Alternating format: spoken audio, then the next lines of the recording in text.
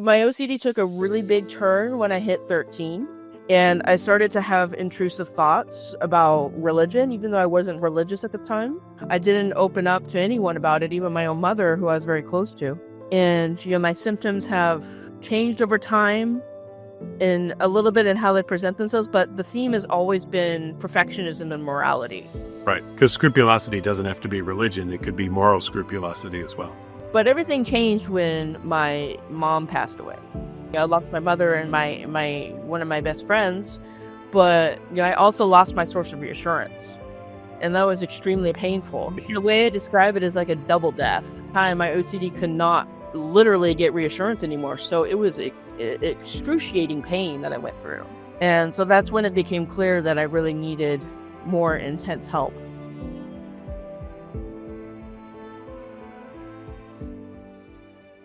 If you've liked the things that you've seen on the Get to Know OCD podcast and you want to know more about OCD, you can go to NOCD.com. We have tons of education. You can go to our NOCD YouTube channel and watch our webinars and other episodes of the podcast. And we hope that you will take advantage of everything that we have available to you. Hello, everyone, and welcome once again to another episode of the Get to Know OCD podcast, brought to you by NOCD. NOCD is an online platform for the treatment of OCD and related conditions. If you're looking for help for OCD or other related disorders, check us out at NOCD.com. And if you like the Get to Know OCD podcast, you can subscribe on the NOCD YouTube channel or get it wherever you get your favorite podcasts. Today with me, an OCD advocate, Summer Lemmon. Hi, Summer. How are you? Hi, doing all right. How are you? I'm great, and thank you for joining us today. Really appreciate your time, and I'm wondering if you could tell people what it means to be an OCD advocate. I think being an OCD advocate, you don't have to be associated with the IOCDF or any other organization, but it's basically just advocating for people with OCD and related disorders in the sense of like spreading awareness, spreading education, and also helping correct stereotypes that are out there, because there's still a lot of stereotypes in the media.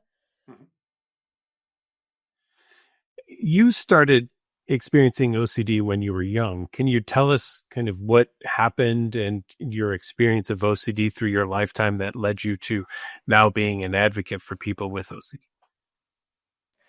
Yeah, I probably have had OCD since I was maybe 6, but definitely since I was 8. So my earliest memories involve me doubting my questions on tests for books. Some people listening to this might have heard of the Accelerated Reader program. And my school had this program, and we would read books and then take a test and have to score the 60% or better on it to get points. Sure. And I remember taking these tests and being really unsure about my answers, and I go back and forth, and sometimes I wouldn't score very well because I was doubting myself on the tests. But it definitely really became noticeable when I was 8, when my drawings started to be left unfinished. My my kid drawings. So anyone who knows me knows that I really like Pokemon. That's kind of my franchise that I really enjoy. I met my husband through it. I met my best friend and I became best friends through it.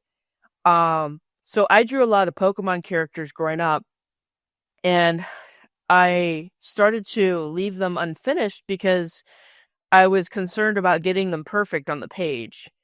And there's a noticeable difference between 6 and 7 and 8, where my drawings were a lot better once I reached 8 years old, but that's when they started to be left unfinished. Whereas at 6, I have a picture of me holding up a Pikachu drawing, and it's very kid. It's a very kid drawing, but it's complete. And then it just stopped being. I stopped finishing them for whatever reason, because I wanted them to get the pictures exactly like what was on the characters that I saw in my books.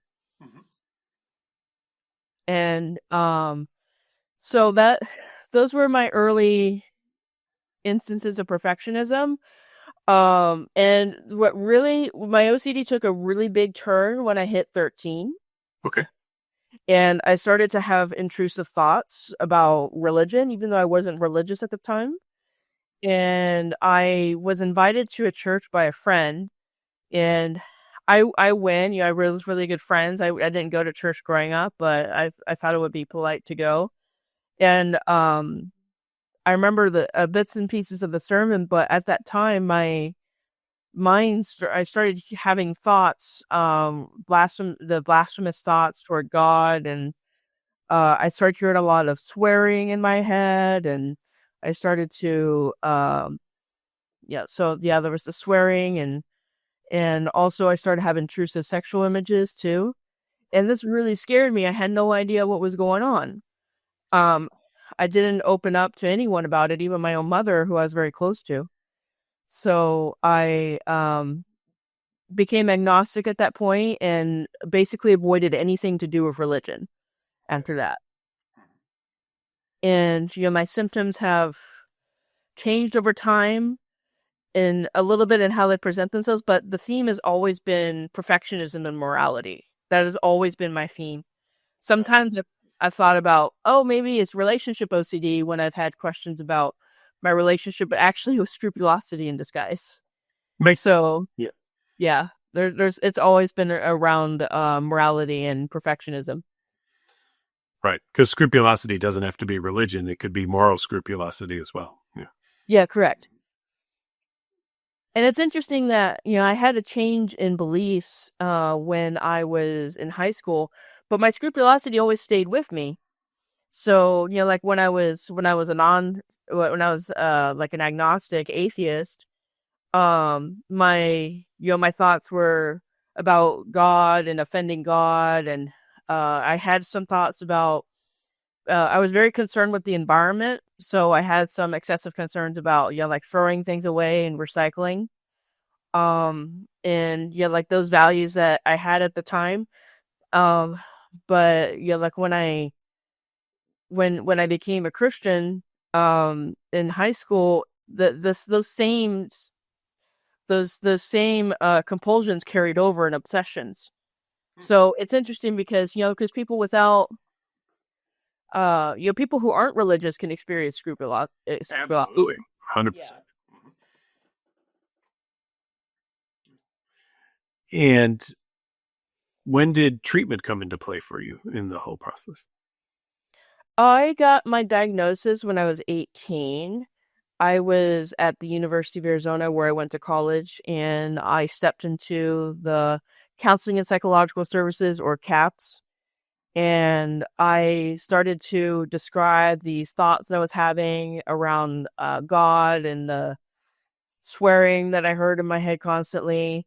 And the person said, well, it sounds like you have OCD, but I was really in denial of it, and I wasn't in a really good place with psychology at the time. I was really doubting psychology. Sure. And so I took this information to my mom, and I spoke with her about it, and we just kind of dismissed it. And because you were looking back at it, I still quote unquote functioned.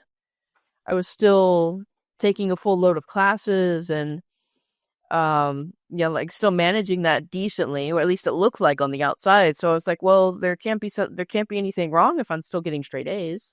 Right, of course. So I went through college, still actually experiencing a lot of symptoms. I probably could have been admitted into a residential facility at the time, even though I wasn't convinced of it. Still had a lot of symptoms with perfectionism, would take a long time on academic papers and writing. And once actually I submitted a paper a whole week late, and this professor had a really lenient late policy, and I took advantage of it, and I spent an extra 7 days, and I only got marked down a few points, and I didn't finish the paper with a conclusion. And this professor said, well, this is the best paper I've ever read on this subject, but there's no conclusion. And I only, finished didn't finish the whole thing. So, but everything changed when my mom passed away. So my mom was very dear to me, and she passed away from cancer when I was 22, when I was finishing college. And well, not only did I feel like I lost my mother, well, because actually, I lost my mother and my one of my best friends, but I also lost my source of reassurance, and that was extremely painful. So That's big right there, isn't it? Yeah, that's a huge. the way I describe it is like a double death. Yeah, I lost my mom as my mom on the one hand, but at the same time, my OCD could not literally get reassurance anymore. So it was excruciating pain that I went through. And so that's when it became clear that I really needed more intense help. When your mom passed away and you lost the reassurance that she was providing, what was the reassurance that your mom was giving to you? And what were you getting out of it in the moment, but also how was it keeping you stuck in your lifetime?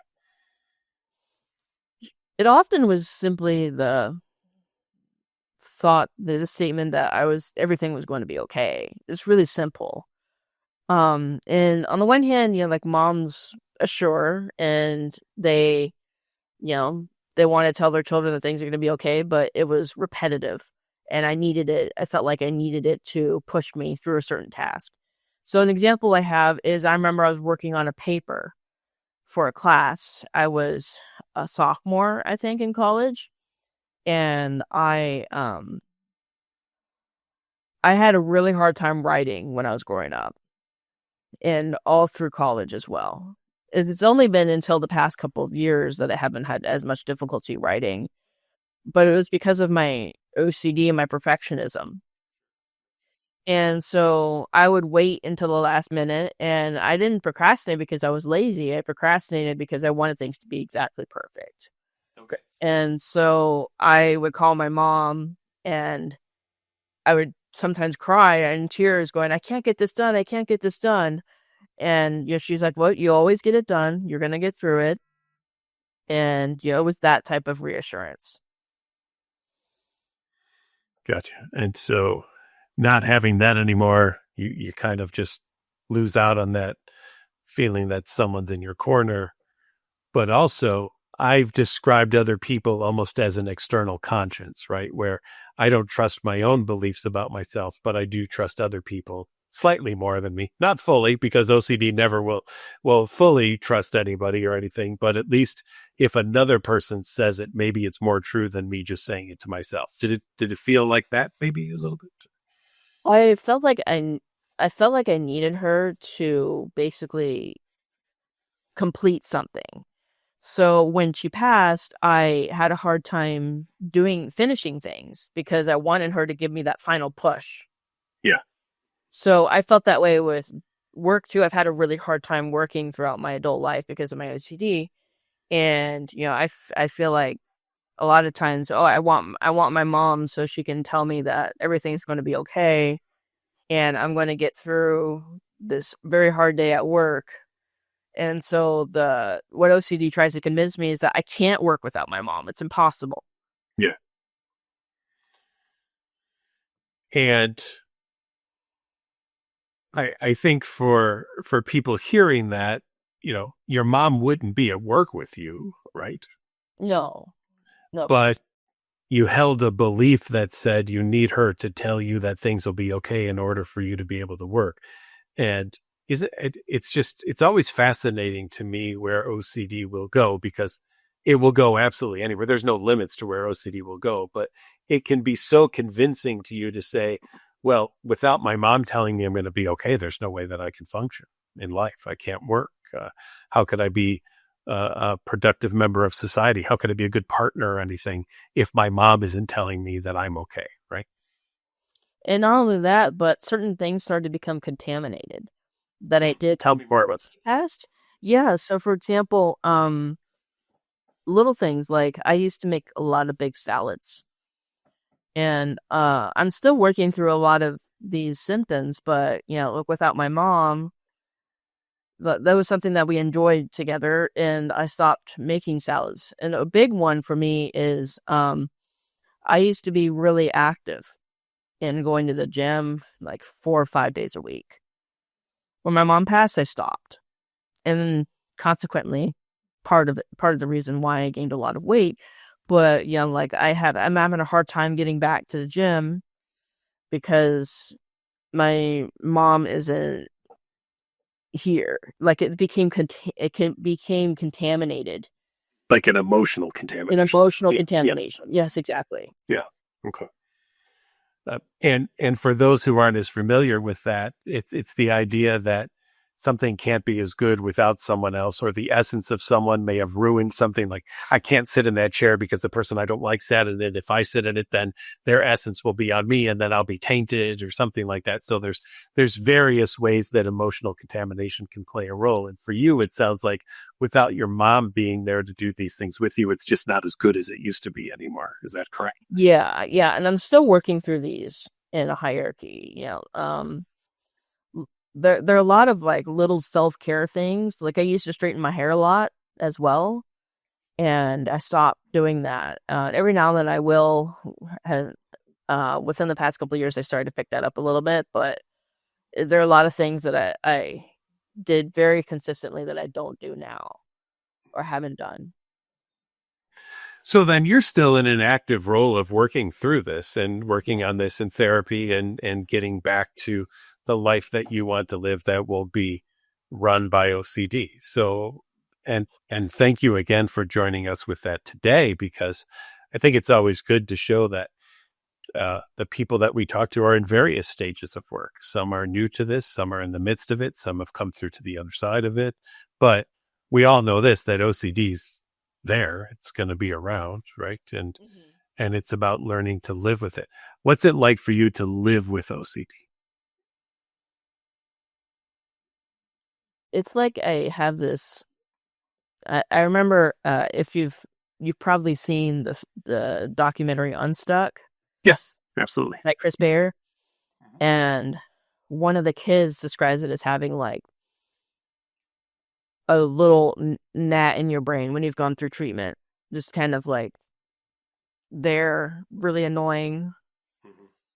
So, mine's not necessarily that small yet, but it is like having that bully in your brain there a bit. But you learn to not listen to it.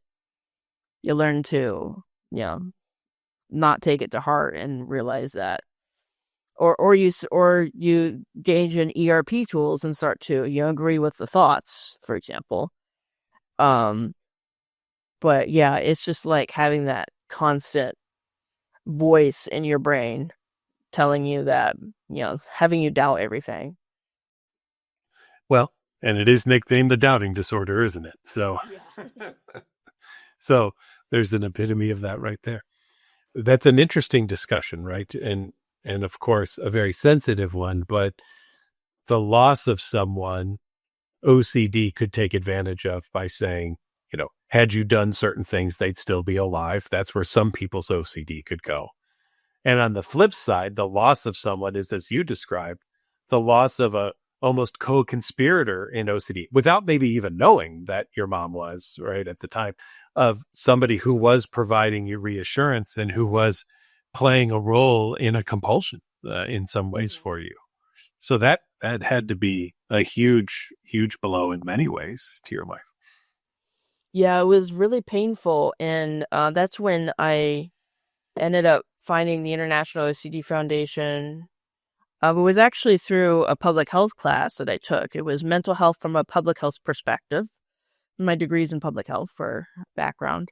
And I took this class, and we were required to read a memoir by someone with a mental health condition.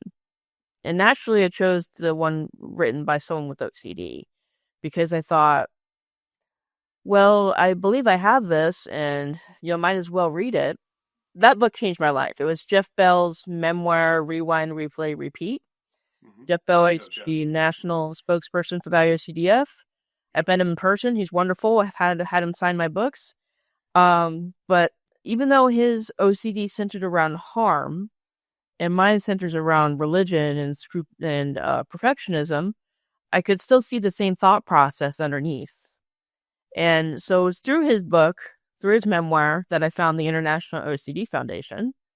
And I saw that my OCD was actually a lot worse than what I thought it was. Because initially, when I got the diagnosis when I was 18, I thought my OCD was just those intrusive, blasphemous thoughts that I had, but I didn't realize that there was a lot more to it. That there was avoidance there of places that cause these thoughts. That there is reassurance seeking. Like there were a lot of other aspects of it that I didn't realize that were actually a part of my OCD. And so that book really changed my life. And I found an OCD specialist within the year.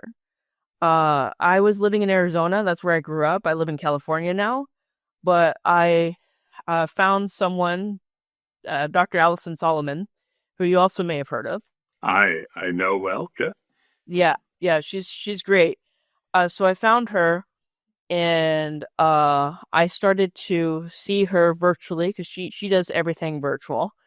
And because she was living in a different state at the time, and but she was still licensed in Arizona. So I started with her, and she's known me for several years now. But it got to a point where I wasn't really helped by that traditional therapy because my symptoms were so severe. So I ended up going to residential in 2019. And eventually going to partial hospitalization and intensive outpatient. I've been through the whole spectrum of care. What's your take on all the various levels of care? Because there are people out there who maybe don't realize that there are other levels of care besides the once a week, 1 hour traditional idea that people think of therapy. I think it's really great that we have different levels of care because, some people do require more intensive treatment. However, there's definitely an access problem, because it can be really expensive to go into residential, and I had to pay several thousand out of pocket, even with insurance, to go to residential. But it was either that or I was gonna, like hurt myself in some way. So it's like, I'd rather pay the money and save my life than not. But yeah, the different levels of care are, there for a reason. They're really important. And it's a lot because when you go to residential, you're doing several hours of exposure response prevention a day, and that can get really exhausting. You're really tiring, especially when you have depression or something similar. It can be really hard to do ERP when you're having a hard time getting out of bed every day. And so going back, I wish I would have started with my depression first and my grief instead of going straight into OCD treatment, because it's really hard, like I mentioned just now, it's really hard to do the work of ERP when you're experiencing depression. So that's something that I wish, if I could do things all over again, I wish I could go back and treat the depression, the mood disorder first, and the grief. I agree, Summer. You're right about all the subtypes and the way that we would want to treat it, which is with exposure and response prevention therapy for sure. I mean, that is the evidence-based care for OCD. And in addition to that, it's important to understand what's going on with the whole person. So if there's grief or there's depression, what are the ancillary services that we want to bring into that? Are there other types of therapies like behavioral activation you might use for mood issues? Interoceptive exposures if there's some panic going on. And sometimes there's even bringing in outside referrals if medication could be warranted or some suggestions in that area. So I couldn't agree more that we want to find the right treatment for people and be sure that we're working with the whole person. How for you did it all interact with each other? We hear about grief, depression. I always say, OCD attacks the things that you love and enjoy the most. And the definition of depression is either A, I feel depressed, or B, I've lost interest or pleasure in things I've enjoyed. And you could see why people would lose interest or pleasure in things you enjoy if you're not doing them anymore, because OCDs attack them. And that could be why depression and OCD can come along together as like brother and sister. So it's always important, I believe, to talk about these other conditions that can come along with OCD. So what was the mix for you in terms of how the grief played a role, depression played a role, OCD played a role in your life? And then what ultimately got you to kind of rise above those and start to live the life that you wanted to live? I felt like for a long time it was playing whack-a-mole. So I would attack the OCD with a therapist, but then the grief would get in the way because I realized that my compulsions were connected to my mom. But if I worked on the grief, then the OCD would get in the way. So it was really difficult, especially I remember residential treatment, having a really hard time going through treatment because of that connection. Um, yeah, my grief was really intense, and I realized that my OCD was really, really connected to my mom. Um, and I wanted my mom to make the pain go away. I really wanted her to just take the pain away. And I realized over time that sometimes I wasn't actually missing my mom. I was missing her as a source of reassurance. Mm-hmm. And that was a big distinction that I learned. Um, that I wasn't missing my mom as my mother, but like rather I just wanted her to just make the pain stop. Makes a lot of sense. And it's a sensitive question, I understand, but was there even ever anger at your mother for dying and not being there to provide the reassurance for you? Yeah, that's an interesting question because when I was in residential, I had a call with my uncle, my mom's brother, and he told me that his wife, my aunt, had a conversation with my mom when I was about 13. I had gone over there in Washington to spend some time with my family. That's where they live, is in Washington State. And I was experiencing I was avoiding a lot of foods. I had gone into a health craze, and I was like avoiding foods that I thought were bad for me. Sometimes it's called orthorexia, what I was going through, even though it's not an official clinical diagnosis. Um, and I would compulsively check labels, and uh, I was really strict about what I was eating. And so my aunt called my mom and said, "I think your daughter has OCD." And my mom was like, "No, she can't have OCD." Right. So when I didn't know this until after my mom passed, and I got a little upset, angry, because it could have made a world of a difference if she had been willing to accept that that there was something going on. There was something deeper going on. Yeah. Interesting that you say that, because I'm just recalling you also said, though, that you thought in college you couldn't have had OCD because you were getting straight A's. And and almost this idea that if we have some kind of mental health issue, it must mean our life is in shambles, when that doesn't have to be the case. We can very much be looking on the outside like we're functioning well, but have this inner turmoil that's going on at the same time. I knew something before I got my diagnosis and before I really realized the extent of it. I knew something was off about my brain. I had known that at least since I was 13 when I started having those thoughts. I remember I'd look at this picture of myself with my friend, and think to myself, that's when everything changed. That's when my brain got sick. But I had no idea that that was OCD because, the stereotype of OCD is, often hand washing and what you see in shows like Monk, um and I didn't know that there was so much more to OCD than just hand washing or liking things neat, tidy, and organized. Which isn't OCD at all, but a lot of people think that is. Mm. Yeah. Yeah, it is unfortunate, right, that OCD is one of those terms that almost everybody has heard, but almost nobody really understands. And I wonder, as an advocate, what do you do to help change the mindset of people about OCD? I like to write a lot, so I have written a few blog posts, and I share them wherever I can, and I speak about OCD wherever I can. And I started to do this because I feel like I'm a good communicator. I'm a decent speaker and I can write well. And so I figured, well, if I have these gifts, just might as well use them. And so that's what really led me to start advocating for people with OCD, such as myself. And I want people to know that it's can be very debilitating, and that there's so much more to OCD than, there are a lot of people out there who have contamination OCD, but that's not the only type of OCD that there is out there.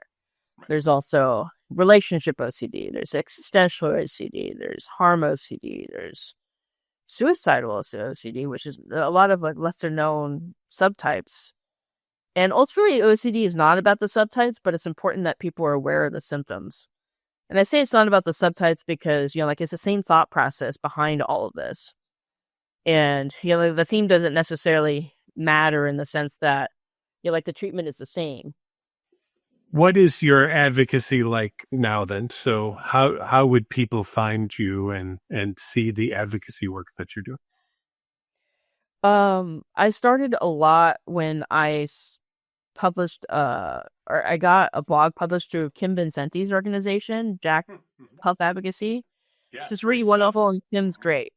And I found that for the first time, and there was a section to submit your story, and I had written a piece.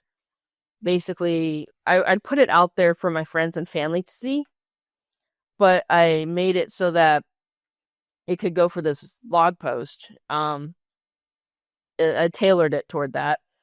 And I got a really good response to that. And since then, we've connected, and that was back in 2022, where I really came out with my OCD experience. Yeah. And so since then, I've become an advocate for the International OCD Foundation. I've been in a documentary called What If by someone named Rob Lee Strauss. And so you can watch that on my website. I created a website for myself, and I really like to spread advocacy through writing. It's kind of my big thing. But I've also, been in that documentary, and I've been in live streams for the IOCDF. I've been to several conferences where we've met. You and I have met, and I've been to 4 of them, I believe. So I just won't stop talking about OCD. And I think some people might get tired of it, but I won't stop talking about it because there's still so much information out there. What do you personally find rewarding about the advocacy work that you do? I think, as like Liz Mackingale likes to say, turning pain into purpose, and knowing that, my mom didn't die in vain, that I haven't suffered for nothing, that there's something that is coming out of the story that can really help people. Mm-hmm. And that's really my driving factor, is that I want to help others, avoid the pain that I've been through. And maybe I have gone through it so they don't have to. Yeah, that's great. Because there's so many people out there who feel alone in this experience, and they're the only person who's ever had these thoughts or these images or these urges, or they're the only person who's ever done this compulsion. And there's a lot of shame and guilt and maybe stigma about OCD. How do you help end that in the work you do? I think, I'm really an open book. I'm an introvert, but I, speak about basically all of my experiences. I might not go into the details of my intrusive thoughts, but I will point to the general theme. And actually recently I wrote a blog post, and I took a picture of my bedroom, and where it's like a mess. And so I wanted to get across that, people with OCD don't necessarily like to be organized. Great that point. was, Yeah. Mhm. and, like my place is still kind of a mess, like a tornado ran through it sometimes. So, that was a bit hard for me to do, to put that picture out there. But I wanted to make the point that, there are many out there like me. And it's interesting in so many ways because two people could be sitting down next to each other. One could just be enjoying the day and the beauty of the scenery, and the other could be compulsing in their head, and you would never know potentially which one is doing what. So in some ways, it's such a silent condition, right? Because it isn't always obvious. And I think in some of your work you're describing with advocacy, getting people to realize there isn't always an outward sign of OCD. It can also be a very inward condition. Hmm. So that is just great for people to understand. How do you describe living with OCD to people who don't have it, if they want to know what it's like? I'll start defining what an obsession and compulsion is usually. Um, I remember Jonathan Grayson has this one exercise that he has people go through to describe what OCD is like. And I believe he has them write down, like, I would like, and name the person of someone you love to die. He I has have that in my wallet right now, actually. and so that, I feel like that's really powerful. A way to describe the feeling of what it's like to have OCD, because most people, I mean, basically all people would reject that. Like, no, I don't want to write that. That's really terrible. Yeah. So, like, that's a really good tool to have to be able to describe what OCD is like and not just give a textbook definition. Sure. For people who want to become an advocate, what are your suggestions for them? How do they go about advocating for OCD and treatment and just general information about the condition? I think advocating can begin in the smallest of ways, in ways that seem small but actually aren't that small. They can be really big for someone, if that makes sense. So, for example, Valerie Andrews started to paint her nails teal, and teal is the color of OCD awareness. Okay. Because she wasn't ready to share her story at that time, from what I recall. But she would paint her nails teal to start conversations with people. So, like, that, it seems small, but at the same time, it's actually really big because, like, it can lead to, I mean, she's a lead advocate now with the IOCDF. I love Valerie and her husband. Hey guys. Yeah. I started with this video of, in 2018, I believe, the 2018 OCD Awareness Week. And I just created a video going into more detail about the fact that I struggle with OCD. I had intrusive thoughts. And it wasn't a very good video, to be honest. It was like 15 minutes long. I have no video editing skills. And it was just me talking to the screen. But that ended up being my first step toward advocacy, and it's led to me getting into a documentary about OCD. It's led to this podcast. It's led to me becoming an advocate with the IOCDF. But I think that some of the most important advocacy things are having conversations with people one-on-one about OCD. So Ethan Smith will often talk about how those are his favorite kinds of conversations. Just the one-on-one, like at the conferences and in the hallways, in between sessions. And those are great. I love those. Yeah. And those are, they feel small at the time, but actually I feel like that's, if we all do that, that's quite a bit. That's awesome.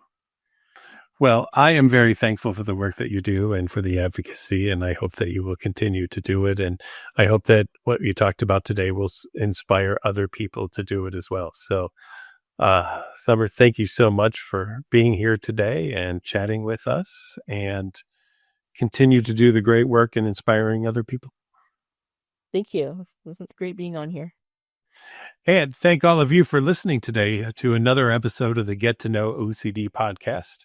If you're looking for help for OCD treatment and to work with people who know how to do evidence-based care like exposure and response prevention therapy for OCD, go to NOCD.com and you can be set up with a free 15-minute call with one of our team members, and they can get you to meet with one of our licensed and trained therapists in the NOCD network. And if you like to Get to Know OCD podcast, well, you can go and subscribe to our NOCD YouTube channel or get it wherever you get your favorite podcast from. We'll see you again in the future. Thanks for joining today.